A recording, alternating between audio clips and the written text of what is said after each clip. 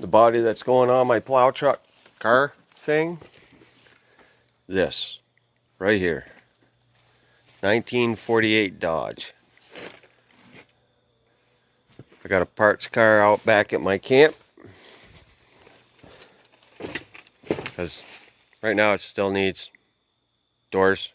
I got to cut 20 inches out of the back doors.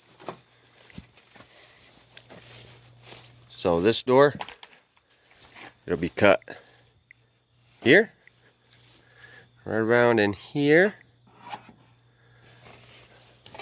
shortened so that it'll fit that frame. I have the front fenders out here in my junkyard.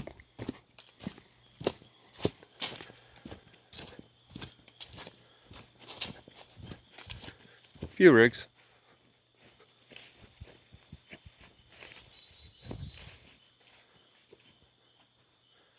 There's fenders right there. Those are the fenders for it. I've got the grill, everything. So, we'll get on it.